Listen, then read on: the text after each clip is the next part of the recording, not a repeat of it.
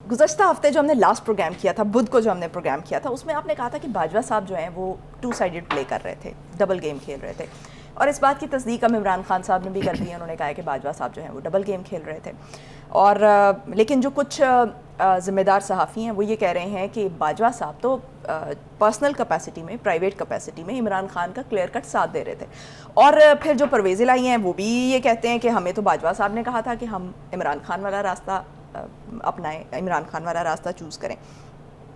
तो सवाल ये है कि हकीकत क्या है? बहुत सारी बातें हैं और बहुत सारी हम ये वाक़यात भी हैं और अदम एतमाद की तहरीक के दौरान के वाक़यात हैं, उनको रिकॉल करें तो हकीकत क्या है? क्या जो बाजवा साहब हैं वो डिवाइड एंड रूल क्रिएट करने की कोशिश कर रहे थे? नहीं, डिवाइड एंड रूल वाली बात कोई नहीं थी। बात ये थी कि बाजवा साहब को जो ज़ाती एम्बिशन थी ना, वो थी एक्सटेंशन लेना। अब उन्हें एक एक्सटेंशन जब उन्होंने ले ली, आपको याद है कि खान साहब तैयार हो गए थे और ऑपोजिशन जो थी वो तैयार नहीं थी उस वक़्त, और उनको मनाया गया और उनको फिर एक्सटेंशन सब पार्टीज़ ने मिल के दे दी। अब वो एक एक्सटेंशन तो उनको मिल गई, मगर वो मेरा ख़्याल है इसके अलावा भी कोई एक्सटेंशन और भी लेना चाह रहे थे। और फिर उन्होंने जो गेम खेली, एक तरफ उन्होंने शायद इमरान खान साहब को एश्योरेंस दी थी कि मुझे एक्सटेंशन दे दें, मैं आपका ख्याल रखूँगा, मगर दूसरी तरफ जब अपोजिशन ने उनको एक्सटेंशन उनकी मान ली तो फिर शक शुबात ये हो गया कि शायद उधर भी कुछ वादा ना कर दिया हो कि मैं आपकी तरफ भी कुछ थोड़े बहुत मदद करूँगा, आप मेरी तो करें ना पहले। तो शायद मैं समझता हूँ वहाँ से गेम, डबल गेम शुरू हुई। और उसके बाद जो नज़र आना शुरू हो गया था कि ये क्या किधर जा रही है गेम। और ये गेम 2021 में फिर आपको सामने आ गई कि जब बाजवा साहब ने ये कहा खान साहब को कि जनरल फैज़ को अब रिमूव करना है फ्रॉम ISI और उनको कोर देनी है, क्योंकि अगर कोर नहीं होगी तो वो अगले आर्मी चीफ़ नहीं बन सकेंगे, वो एलिजिबल नहीं होंगे। तो मगर खान साहब का ये मौक़िफ़ था कि अपोजिशन इस वक्त बड़ी गड़बड़ कर रही है, मुझे मुश्किलात का सामना है और मुझे जनरल फैज़ की ज़रूरत है ISI के अंदर ताकि टाइट करें सबको।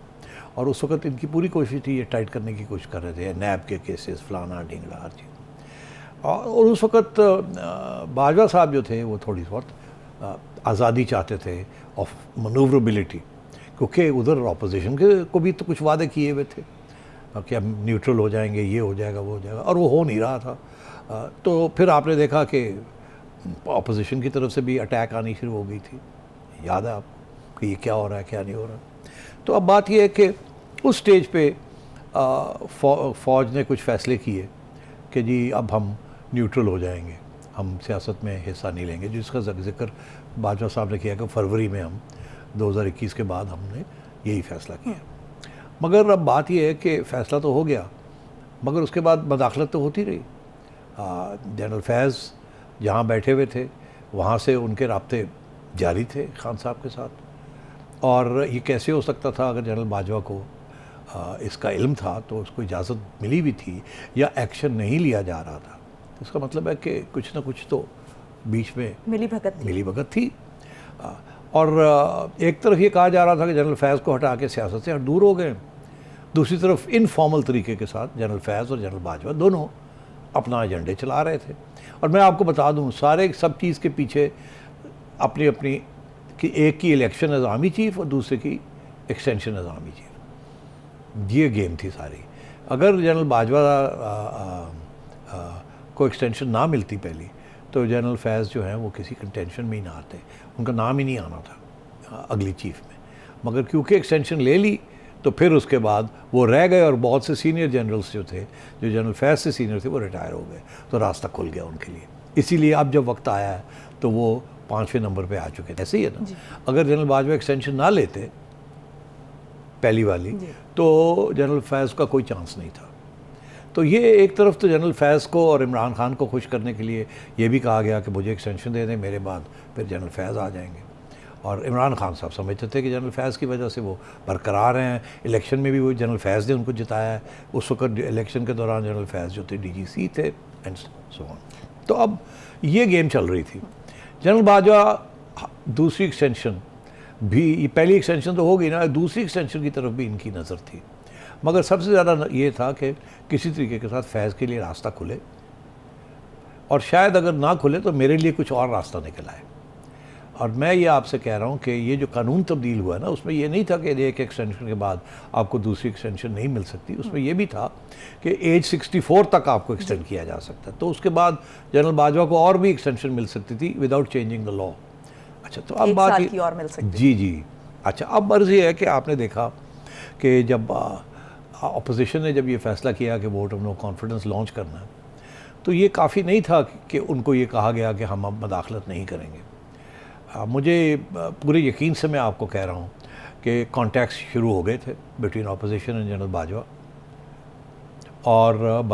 और जनरल बाजवा ने ग्रीन लाइट दे दी थी अपोजिशन को कि आप अगर वोट ऑफ नो कॉन्फिडेंस ला सकते हैं लाएं, हम आपके रास्ते में नहीं खड़े होंगे। तो अपोजिशन ने फिर काम शुरू कर दिया। दो बातें, एक ये कि क्या जनरल बाजवा ने अपोजिशन की मदद की, या दूसरी बात यह है कि क्या उन्होंने रोका उनको या नहीं रोका। तीसरी ये कि कोई रुकावट क्रिएट की या नहीं की। तीनों चीज़ें आ जाती हैं। तो मदद तो नहीं की, मगर पीछे हटना, और जब इन्होंने अपना वोट ऑफ नो कॉन्फिडेंस के लोग इकट्ठे करने शुरू किए तो फिर कुछ तो कहना था ना कि एस्टैब्लिशमेंट हमारे साथ है या नहीं है। अगर जिनको इन्होंने साथ लाना था, अगर उनको ये पता ना होता कि एस्टैब्लिशमेंट जो है खान के ख़िलाफ़ हो गई है या जनरल बाजवा जो है वो न्यूट्रल हो गए हैं और अगर हम ला सकते हैं तो ले आएँ, इसीलिए 4 महीने लगे उनको। अगर तो बाजवा साहब उनको ग्रीन लाइट देके कहते कर लो तो उसी वक्त हो जाना था। अगर कोई रुकावट भी क्रिएट कर देते तो फिर 4 महीने में भी नहीं होना था। तो बात यह है कि ग्रीन लाइट तो मिल गई थी, गो कर लो। और जब अपोजिशन ने बहुत जल्दी, मैं आपको बता रहा हूँ, दिसंबर तक अपोजिशन ने सारा अपना प्लान पूरा तैयार कर लिया था। उस स्टेज पे फिर जनरल बाजवा ने मेरी इंफॉर्मेशन के मुताबिक अपोजिशन को कहा अभी ठहर जाएं। अब क्यों ठहर जाएं? ठहर जाएं, अभी ठहर जाएं। पहले ये कहा कि अभी ठहर जाएं क्योंकि अभी वो रिकोडिक की एग्रीमेंट होनी है, मैं चाहता हूँ कि इसी गवर्नमेंट कर जाए, बिकॉज वो रह जाएगा मामला, उसको अब छोड़ नहीं सकते। और वो जनवरी फरवरी तक निकल गया, वो दिसंबर में होना था, वो फरवरी तक निकल गया। फिर ये कहा कि IMF का प्रोग्राम जो है वो अब गवर्नमेंट करने जा रही है, हम अफोर्ड नहीं कर सकते, इसको साइन कर लेने दें, फिर आप कर दीजिएगा। तो वो तो तैयार बैठे थे, तो ग्रीन लाइट भी मिली हुई थी, मगर रुकावट ये क्रिएट कर दी कि अभी ये ना करें, ये ना करें। फिर एक स्टेज ऐसी आई कि ग्रीन लाइट मिल गई। जब ये सब कुछ हो गया तो ग्रीन लाइट मिल गई, अपोजिशन ने लॉन्च कर दिया वोट ऑफ नो कॉन्फिडेंस। जब उन्होंने लॉन्च कर दिया तो उन्होंने अपना होमवर्क पक्का किया हुआ था, कोई कच्चा काम नहीं था उसमें। पूरे नंबर्स हो चुके थे, उनके एलाइज आ चुके थे। अब कुछ लोगों का कहना है कि उस स्टेज पे जनरल बाजवा का ये ख्याल है कि अपोजिशन ये इकट्ठा कर नहीं सकती थी वोट ऑफ नो कॉन्फिडेंस। मैं नहीं समझता कि ऐसी बात है। मैं समझता हूँ ये प्रेशर टैक्टिक था कि अपोजिशन को थोड़ा किया जाए और जब वक्त आएगा मैं खींच लूँगा। इतने मीनवाइल इमरान खान को ये कहा जाए कि मुझे और चाहिए एक्सटेंशन, कुछ मेरा भी ख्याल करो जी। This is my impression.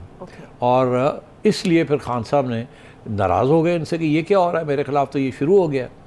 और वो इसलिए आखिरी स्टेज पे फिर जनरल बाजवा ने चौधरी परवेज़ इलाही को खींच लिया। और मगर अपोजिशन को भी कहा कि अभी आप वोट ऑफ नो कॉन्फिडेंस ना करें, मैं खान से डिज़ोल्व करवा देता हूँ। जनरल बाजवा ये भी चाहते थे कि अगर मेरी एक्सटेंशन नहीं होनी तो कम से कम मैं नवंबर तक तो रहूँ और मैं एक इलेक्शन करा जाऊँ। तो ये सारी जो मेरी 4 साल की मदाखलत रही है, जो मेरे गले पड़ गई है, इसको साफ़ कर दूँगा स्लेट को।